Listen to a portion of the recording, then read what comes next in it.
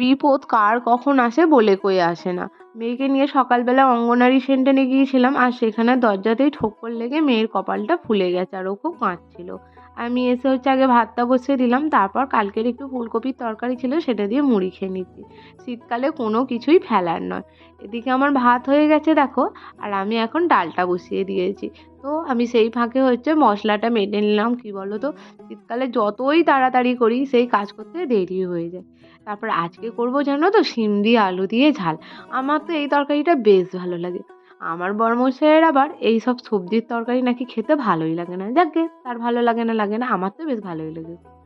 আর এই যে দেখো বড়িগুলো দেখছো, এই বড়িগুলোর নাম হচ্ছে গয়না বড়ি। আমার ননদের বাড়ি থেকে পাঠিয়েছে। আর মেদিনীপুরের দিকে এই বড়িগুলো বেশি পাওয়া যায়। তো মামামের জন্য এখানে মাছ জমানো আছে, তো দুটো বেছে নিলাম।